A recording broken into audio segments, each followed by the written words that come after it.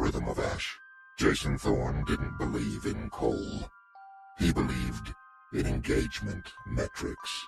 From his 54th floor penthouse overlooking a snowy Manhattan, Jason adjusted the ring light and checked his reflection in the camera. He was 31, wore a $5,000 sweater, and made his living by deplatforming people who didn't meet his personal standards of clout. "What is up, Thornheads?" Jason smirked at the lens. "Tonight we're trying out the viral naughty or nice filter. Apparently this thing uses a deep learning AI to scan your digital footprint and tell you exactly how much of a bad person you've been this year. Let's see who we can put on blast tonight." He swiped his phone, activating the app. The interface wasn't the usual bubbly holiday aesthetic.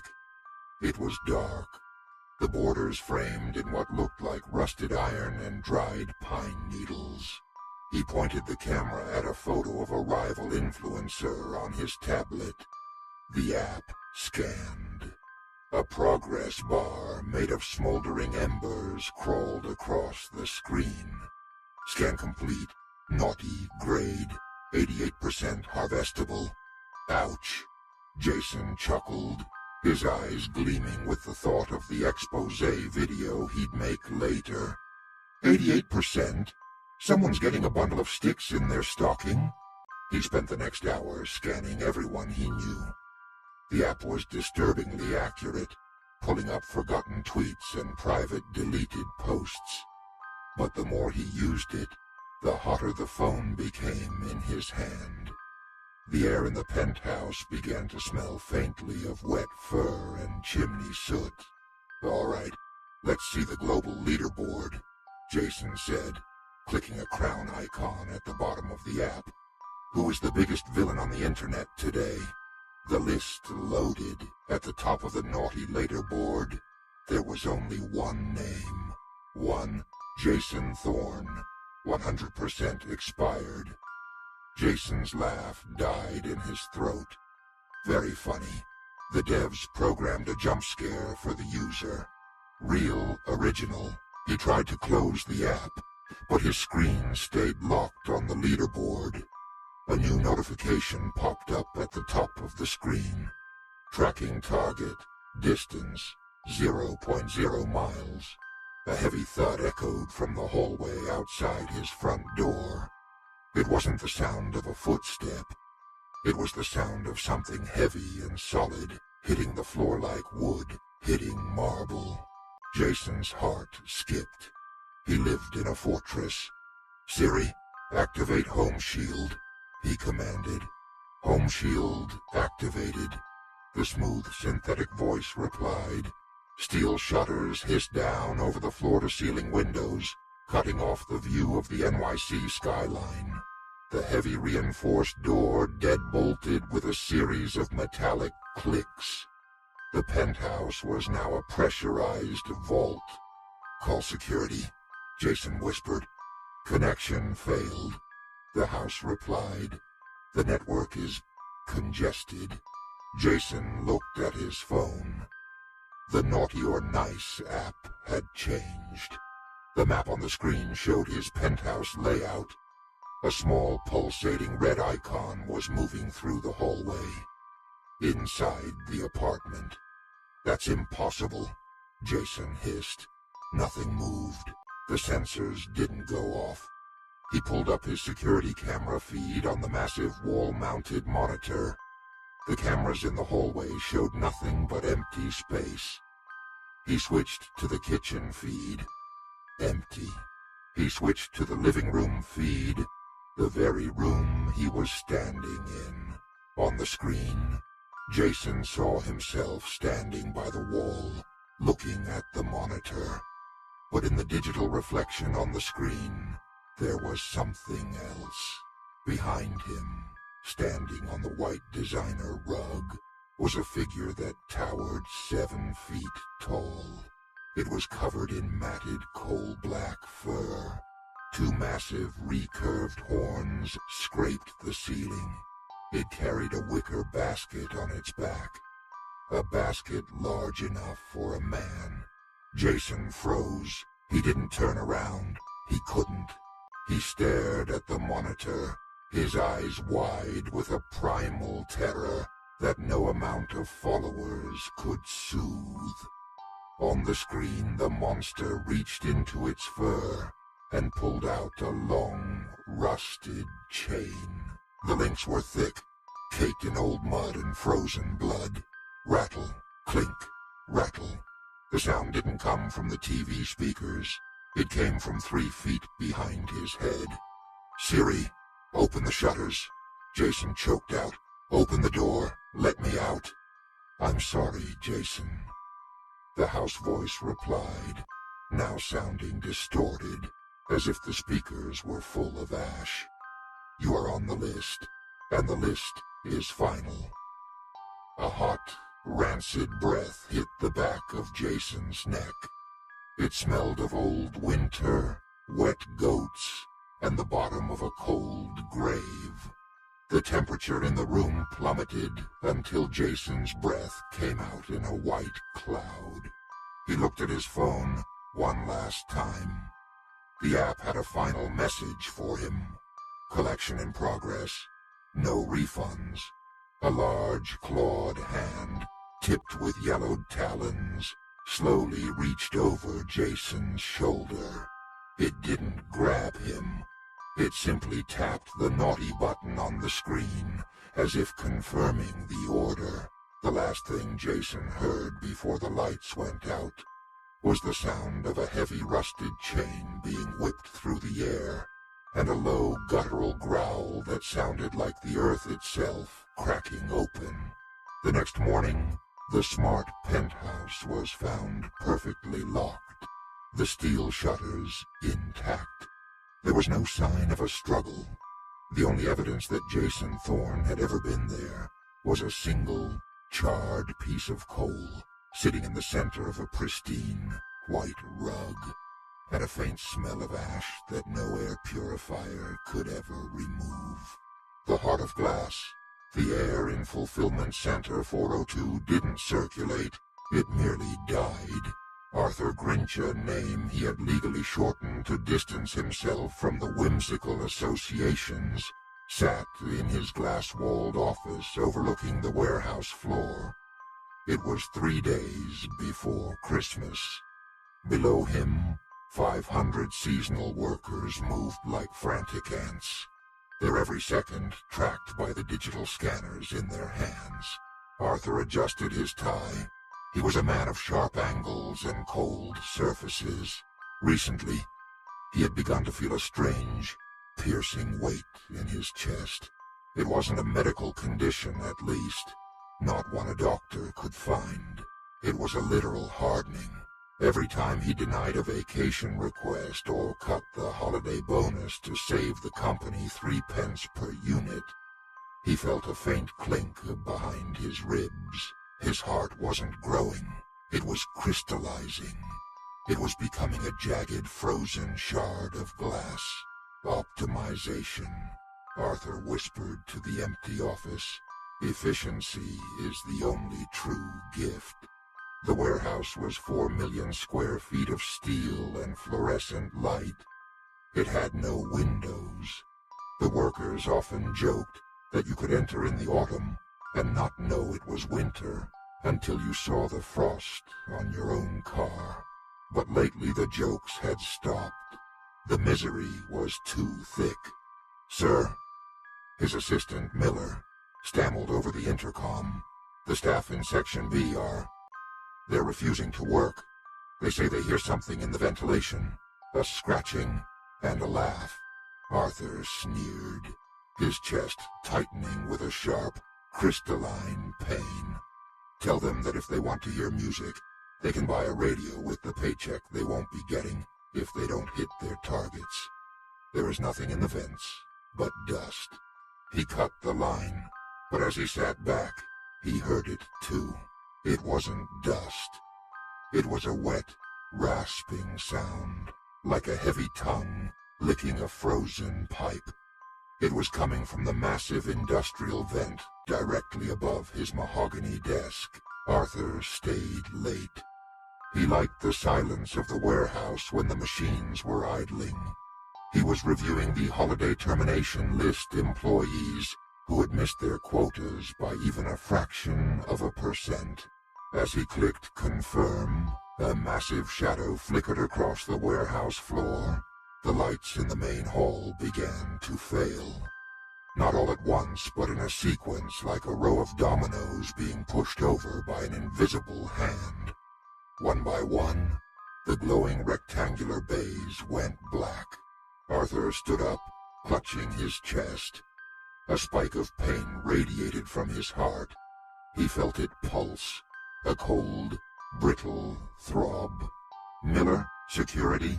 No answer. The warehouse was plunged into a tomb-like silence, save for the hum of the backup generators. He looked through the glass of his office. Out in the darkness of the shipping lanes, he saw a flash of color. It wasn't the red of a Santa suit. It was a vibrant, sickly green. It was fur, but it didn't look soft.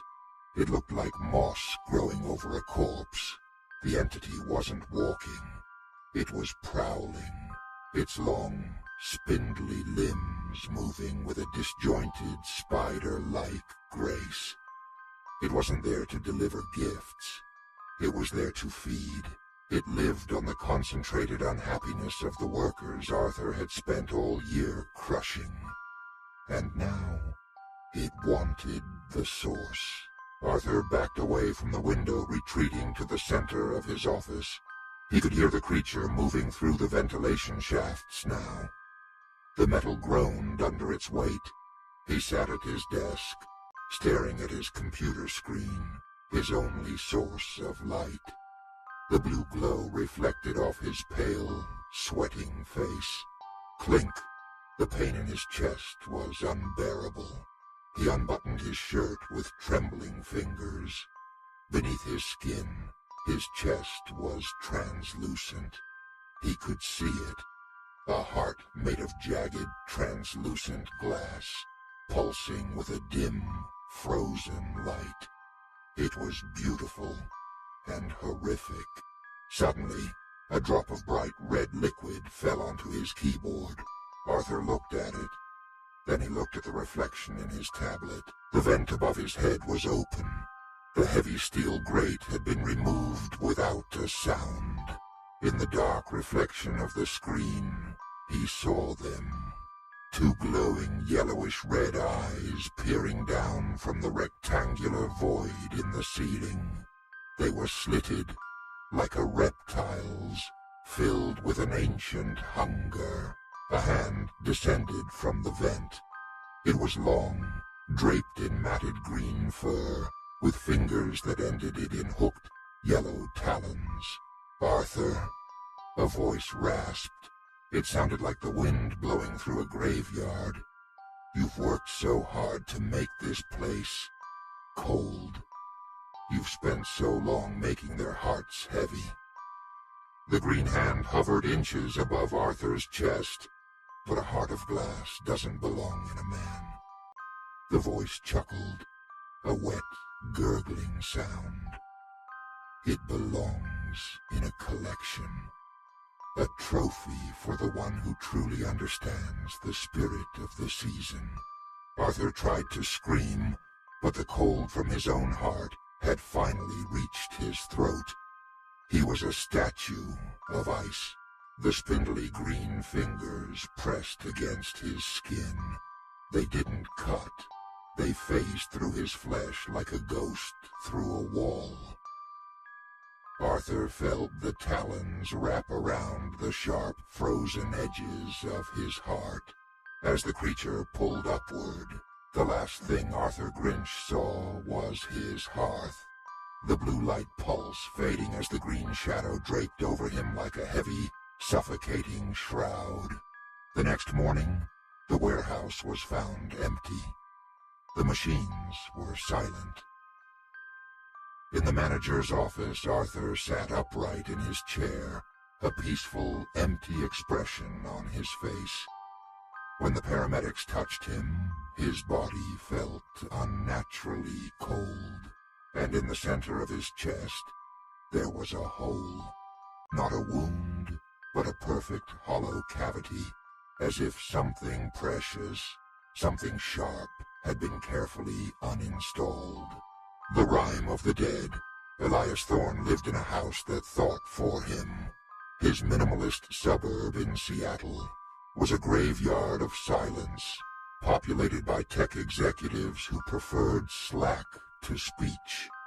His home was a masterpiece of glass, brushed steel, and Aura, the centralized AI that controlled his lights, his locks, and his loneliness. It was the week between Christmas and New Year's. The Pacific Northwest fog had turned into a freezing drizzle. Elias sat in his kitchen, coding by the soft glow of a smart bulb set to autumn sunset. "Aura," Elias said, rubbing his eyes. "Play some white noise. Rain on a tin roof." "Incoming voice request," the AI chimed. Its voice was smooth, neutral, and usually obedient.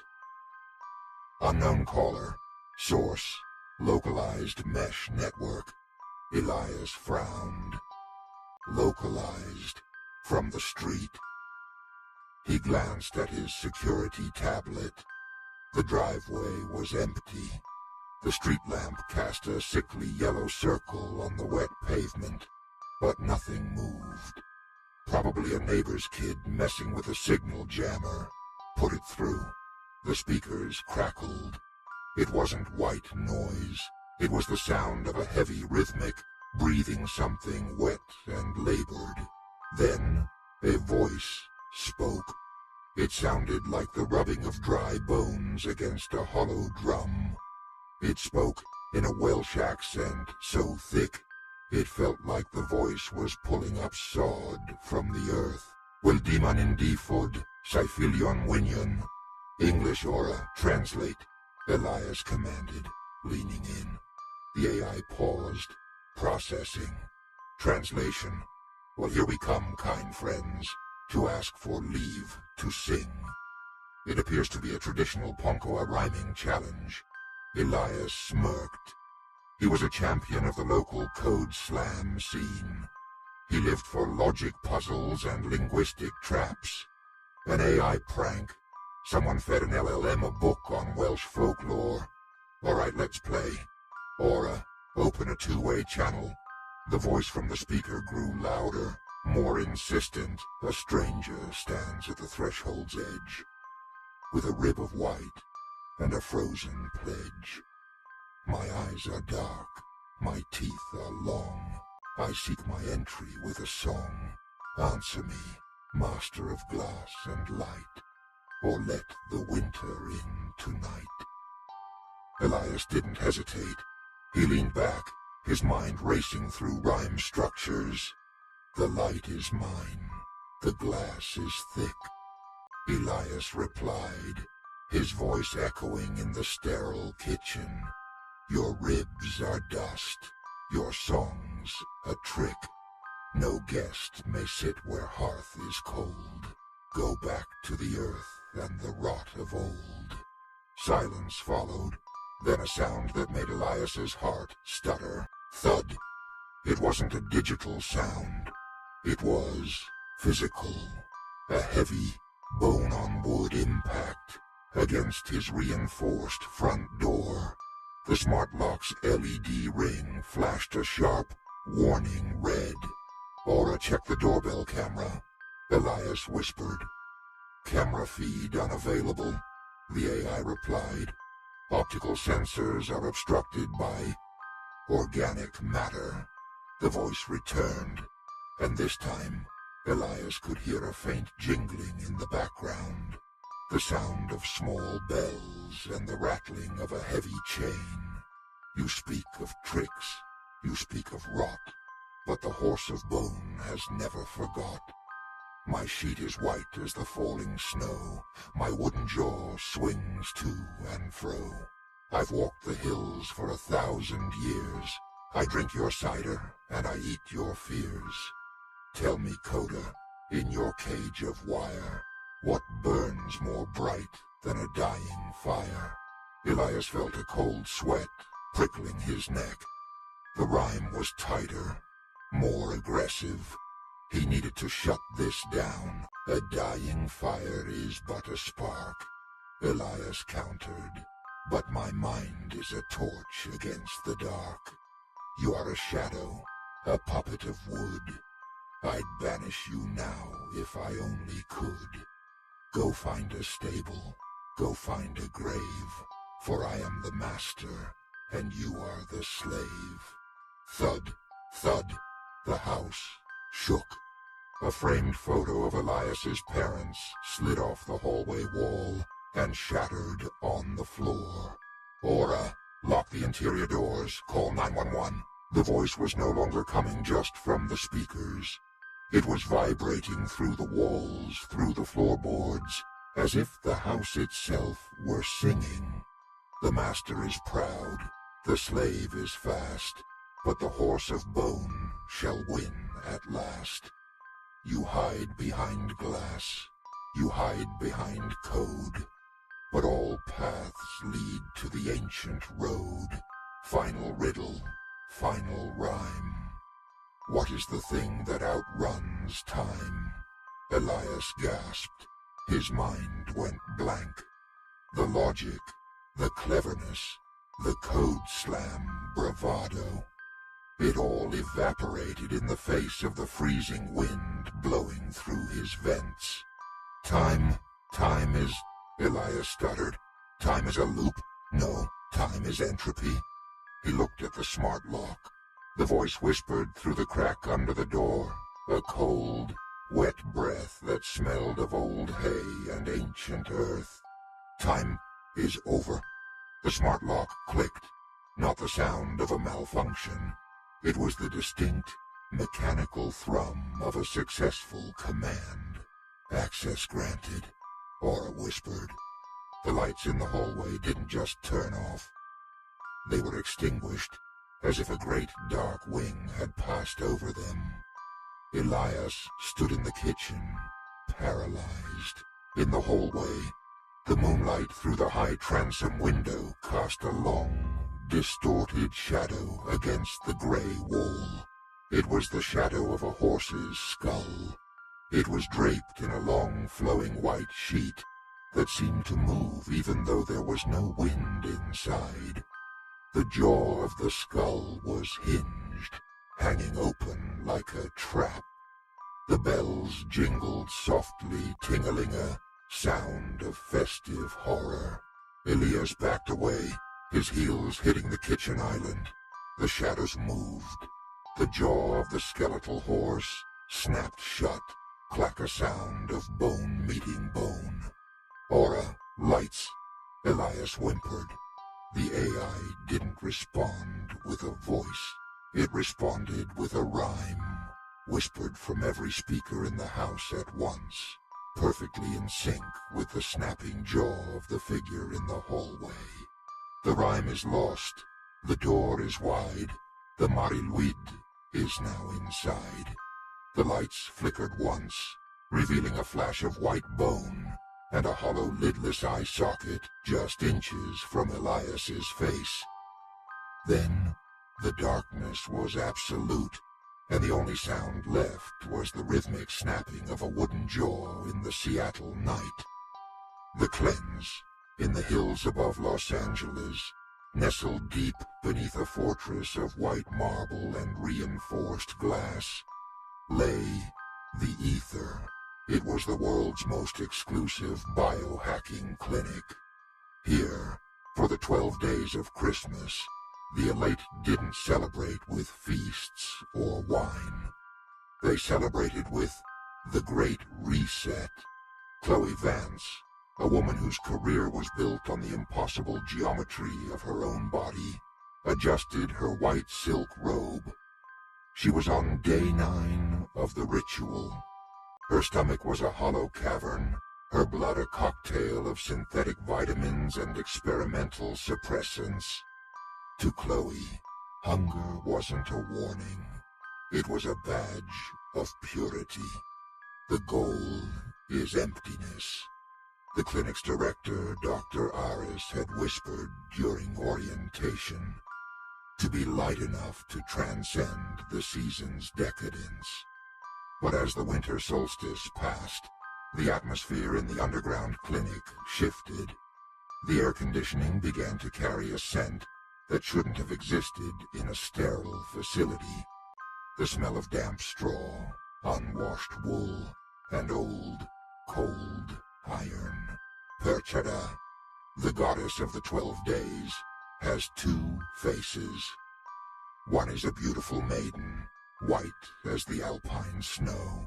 The other is a haggard crone with a foot like a goose, and a silver blade hidden beneath her rags.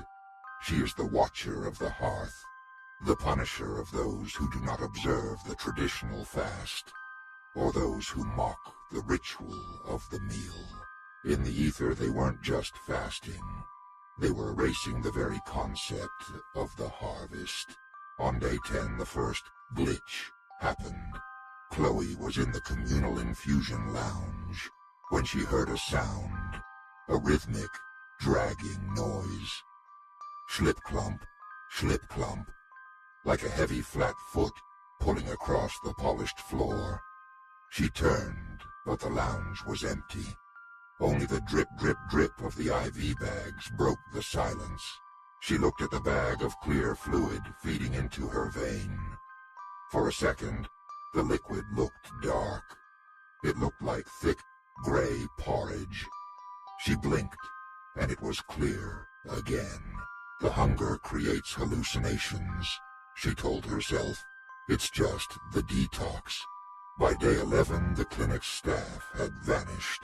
Chloe wandered the hallways, her legs feeling like brittle glass. She looked for Dr. Aris, but his office was a wreck. The high-end diagnostic equipment had been smashed, and the monitors were smeared with something that looked like oatmeal and suet. She found a fellow patient, a famous actor named Julian, sitting in the hydrotherapy room. He was staring at his own reflection in the pool. "She's coming to check the work," Julian whispered. His voice was a dry husk. "She wants to see if we kept the tradition. She wants to see if we're full of the ritual food." "Who, Julian?" Chloe asked, her heart hammering against her ribs. "The belly slitter. Perchta," he breathed. "We have nothing inside us, Chloe. We've made ourselves into empty vessels, and she hates a vacuum." A sudden violent wind roared through the underground vents, though they were 50 feet below the earth. The lights flickered and died. In the darkness, Chloe heard that sound again. Schlip-clump, schlip-clump, and then the unmistakable sound of metal being sharpened against stone. Chloe fled. She ran to the only place she felt safe, the sensory deprivation wing. She scrambled into a soundproof pod, sliding the heavy lid shut. She floated in the salt-saturated water, the darkness absolute, the silence ringing in her ears. She tried to slow her breathing. "I am empty. I am pure. I am clean." She stayed there for hours, lost in a trance of starvation and isolation. Eventually the silence became too much. She needed to know if the sun had risen. She needed to know if the 12 days were over. She pushed the lid open. The clinic was silent, but it was no longer sterile. The white hallways were draped in long, glistening strands of what looked like festive tinsel. But as Chloe's eyes adjusted to the dim emergency lights, she realized the tinsel wasn't plastic. It was organic. It was pink, wet, and coiled, draped from the ceiling vents and wrapped around the marble pillars like macabre garlands. The clinic had been decorated with the emptiness of the other patients. Chloe stepped out of the pod, her bare feet sticking to the floor. The smell was overwhelming now, the scent of a barnyard in the middle of a blizzard. She reached the main lobby. Standing by the exit was a figure that defied the clinic's slick aesthetic. It was a tall, hunched shape, draped in tattered gray furs. Its face was hidden behind a wooden mask that was half woman, half beast, with a long protruding tongue carved from cherry wood. One foot, visible beneath the rags, was a massive, splayed bird's foot, tipped with a blackened talon. In its hand, it held a massive, rusted, silver knife. Chloe couldn't move.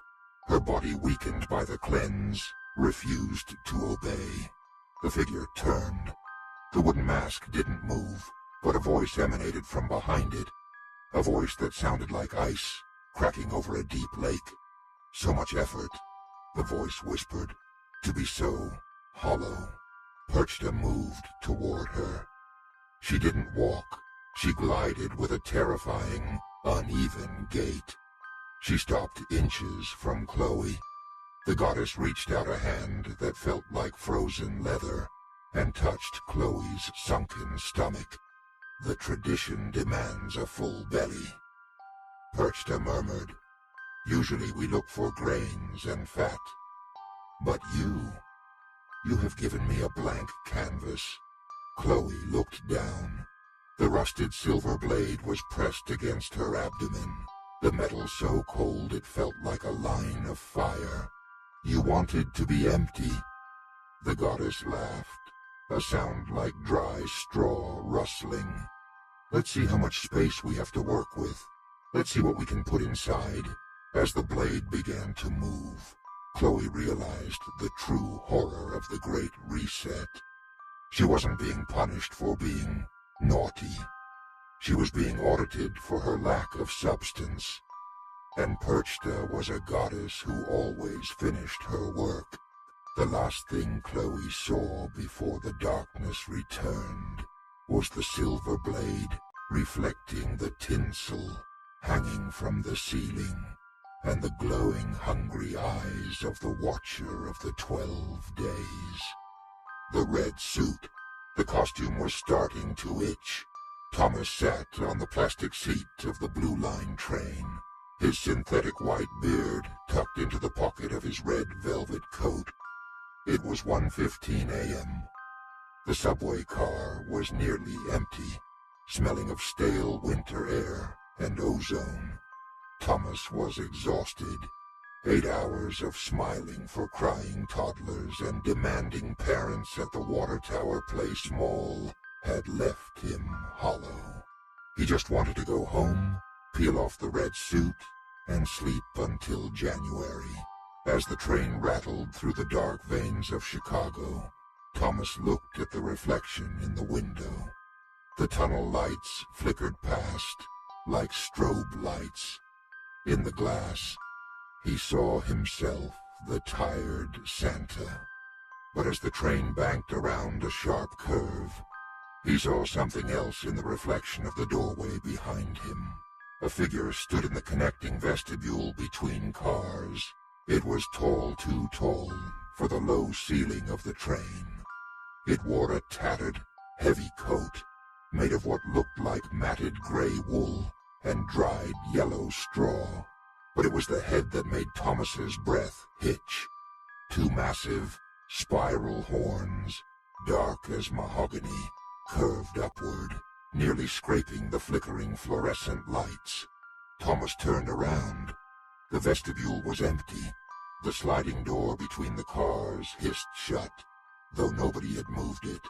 The train pulled into the Clark Lake station. Thomas stood up, his heart thumping against his ribs. "It's just a costume," he told himself.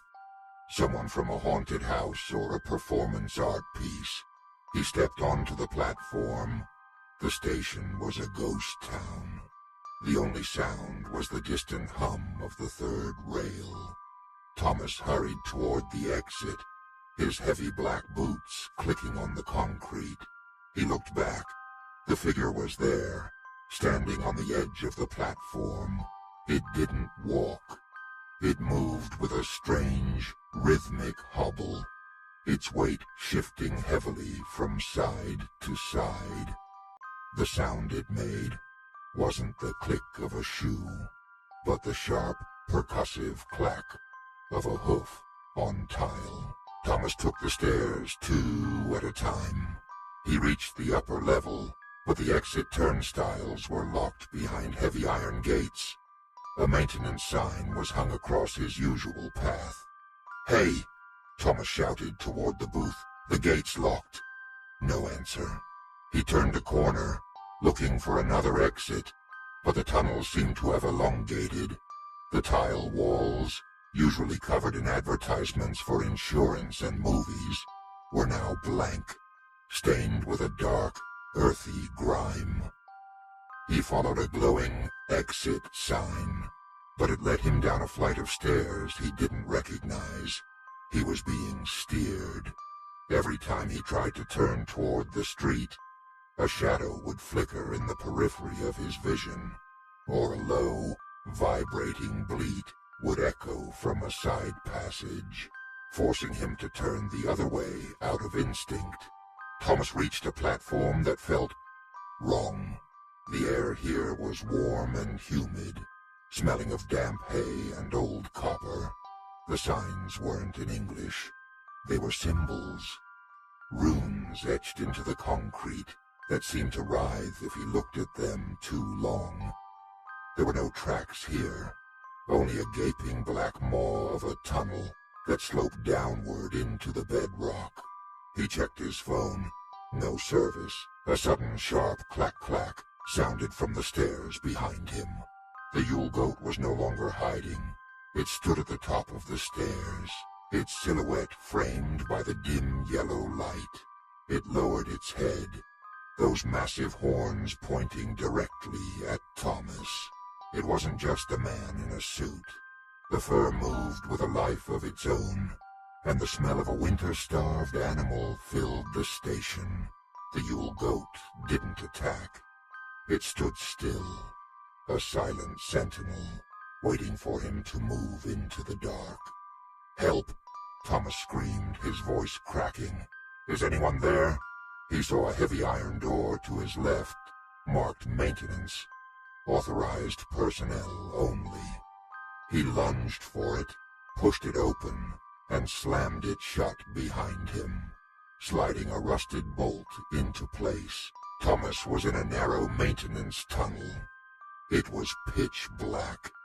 He fumbled in his pocket and found a small box of matches he kept for his pipe. He struck a match. The small orange flame flickered to life. "Help!" he called out again. "Help!" His voice echoed back. Then a second later another echo came. "Help!" And then a third, much closer. "Help!" But the third voice didn't sound like Thomas. It was deeper, distorted, like a human voice being mimicked by a throat made of wood and straw. Thomas moved deeper into the tunnel, desperate to find another exit. The ground beneath his boots felt soft. He struck another match and held it low. The floor wasn't concrete anymore. It was a thick matted nest of gray straw, dry pine needles, and white, polished objects. Thomas leaned down. They weren't rocks. They were bones. Small bones, large bones, all stripped clean, arranged in a circular pattern. He realized then that he wasn't in a maintenance tunnel. He was in a larder. A heavy, wet huffing sound erupted from the darkness behind him. It was a sound of immense lungs, a breath that carried the scent of the grave. Thomas turned, his last match trembling in his hand.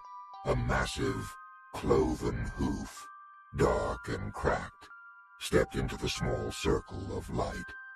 It was followed by the hem of a tattered coat that looked like it had been woven from the hair of 1,000 goats. The light hit the creature's face. It wasn't a mask. The skin was stretched tight over a caprine skull, the yellow eyes reflecting the flame with an ancient, predatory intelligence. The Yule goat stood over him, its shadow stretching long and distorted across the nest of bones. The Yule goat had brought the gifts for centuries. Now, it had come to collect the payment. The match burned down to Thomas's fingertips. He cried out and dropped it as the darkness returned. The last thing he heard was the rattle of a dry, straw-filled throat, and the sound of the iron bolt on the door being slid back from the inside by a long, hairy hand. The red suit wasn't a costume anymore. In the dark of the Chicago bedrock, it was a label for the feast.